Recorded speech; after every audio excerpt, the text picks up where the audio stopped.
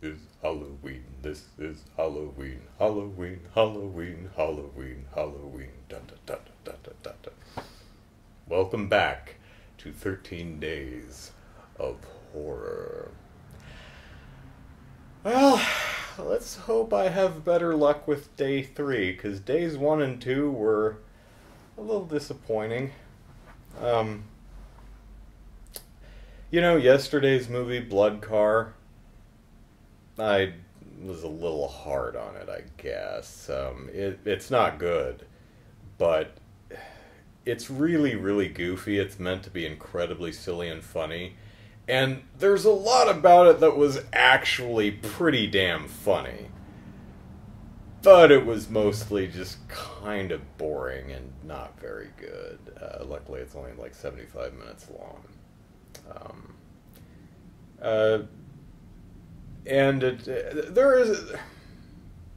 So the guy makes a blood car, right? The car that runs on blood. How does he fill the car? Well, he starts with a funnel into the gas tank, but then he builds what's essentially a very large lawnmower blade into the trunk, so he ends up throwing people in the trunk to get mulched by the lawnmower blade, and that powers the car. Unfortunately, they never really show much. I say that unfortunately. It's a low-budget film. It's obviously some folks with a camera and some money and some... there's some gore that works. There's a few gags that are okay, but... So, there, at first, the guy's a vegan. So, at first he tries to gather up neighborhood animals to feed his car. And he does this with a air-powered pellet gun that you have to pump up. This is the thing that you have to do 1,000,000 times to get to compress the air to fire the pellet out the other end. So first he shoots a squirrel. He's like, "Yeah, a squirrel. I promise I won't eat you. You'll be fuel for science." I don't think the squirrel cares. And then he goes and he finds this little yapper dog chained to a stake in someone's backyard. And he's crying. "I'm so sorry. I'm a vegan." And he shoots the dog. And the dog goes, "Arp!" But the dog's fine because it's a pellet gun. And so he cocks it again. And he shoots the dog. And the dog goes, "Ah!" And keeps wandering around, and he shoots the dog about 15 damn times. Shoots a few other dogs, and I think he curb stomps a cat or something. It's that kind of humor. The guy's also a kindergarten teacher, and he shops at the wheatgrass stand, which sits right across from the meat stand, which sells meat on a stick. The girl who runs the wheatgrass stand takes a shower in his apartment near the end of the movie. Slips, falls, and breaks her neck. And then later you just say... And she's like, "Archie," the guy's name is Archie, "Archie! I can't feel my neck, I can't move." And it's played completely straight, and you're like, oh, that's tonally different from everything else in the movie. I mean, the rest of the movie is, oh, hey, a war veteran in a wheelchair. I'm going to throw him in the trunk to fuel my car. Well, crap, he had 2 prosthetic legs and a prosthetic arm. So he only filled the gas tank up about 1/4 of the way. Yeah, that kind of humor. But it was so discordant with the rest of the film, it was just really weird. And then you see her standing back. You think, is he gonna go back and, what have I become? No, you just see her standing in the wheatgrass stand with the neck brace. Okay. There's this little old lady sitting on a balcony, Mrs. Butterworth, I don't know what her name is, but she dies in a rocking chair, so he's like, fuel for the car. And he walks up the stairs and he picks her up out of her chair and chucks her over the railing. That was pretty funny.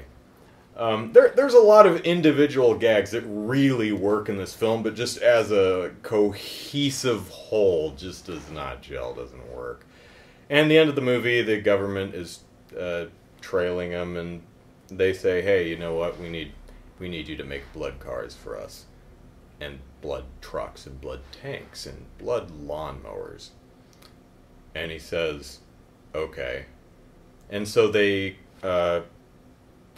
essentially shoot everybody who he ever knew to erase his past. So the girl with the neck brace and the wheatgrass stand, they light the whole thing on fire, and she goes all Wicker Man. Ah!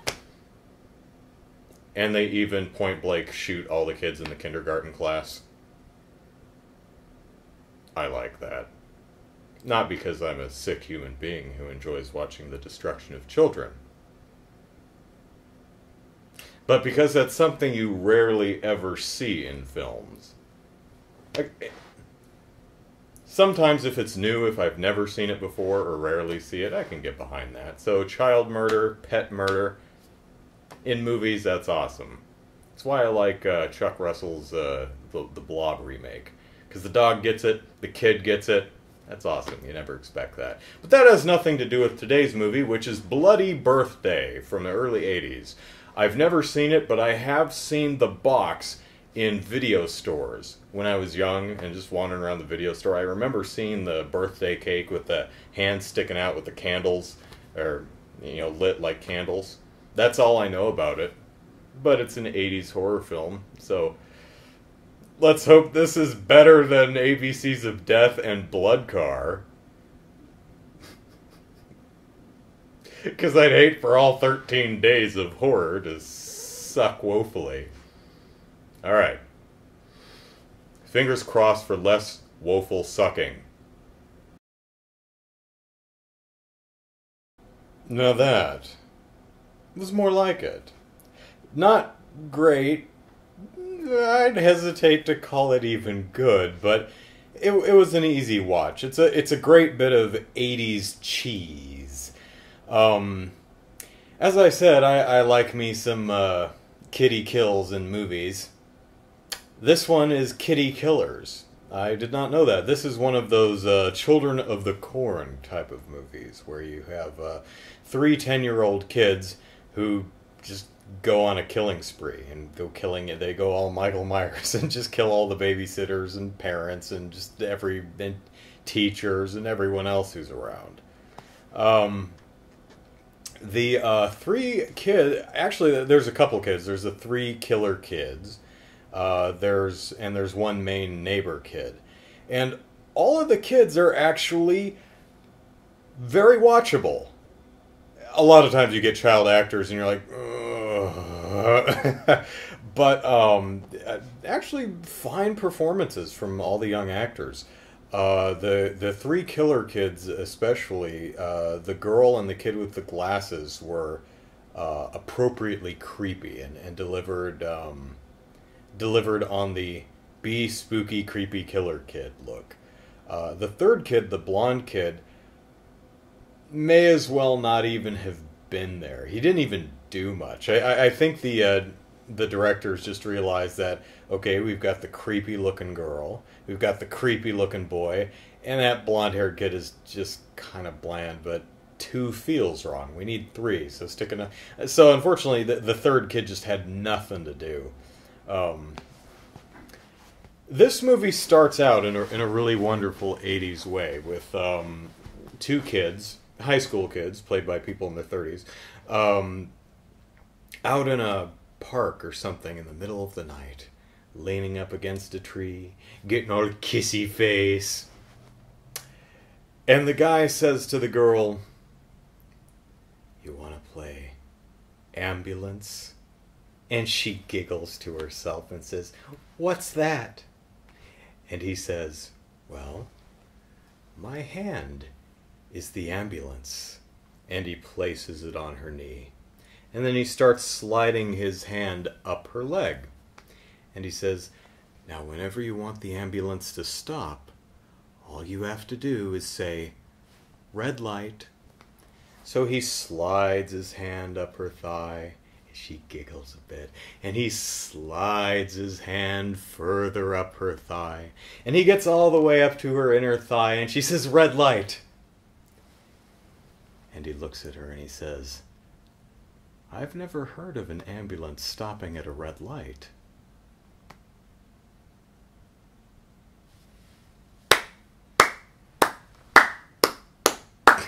I gotta hand it to him. That I've never heard that. That's a pretty good one.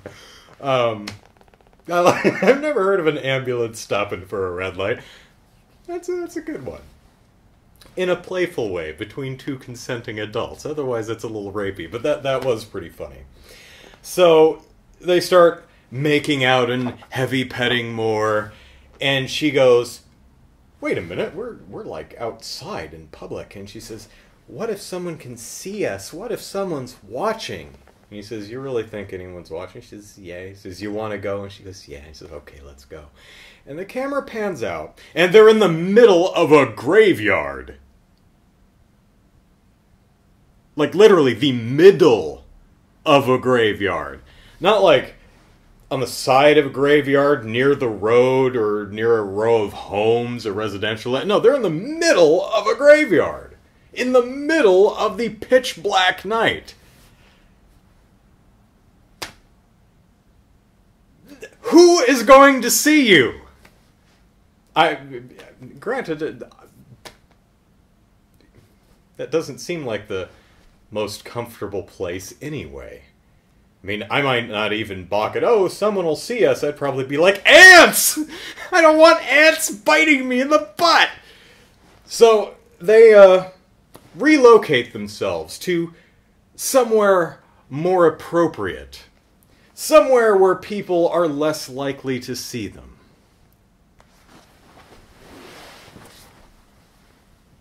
The bottom of an open grave.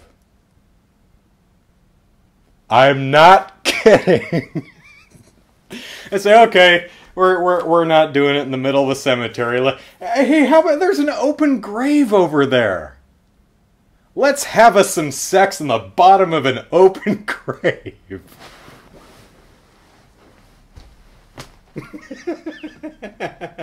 This movie's off to a good start. They get killed. It's the opening kill of the movie. You kind of expect that. Not a great film. It's if you have a soft spot for 80s slasher films, especially Children of the Corn, Children of the Damned, those type of crazy sociopathic killer kid movies, it's worth a watch. There's some interesting performances in it.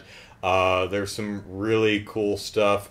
There's something really fun with a peephole and a bow and arrow. I'll say no more. Well, that's 3 days of horror down. A couple more to go. 9 if I'm doing my math right. Hopefully I come across a gem of horror. The first two, this one, the best I can say so far is this one's okay. Worth a watch if you like that kind of movie. I'm hoping I'm going to come across something like, that was a good movie, that was fun, that was one. Try again tomorrow.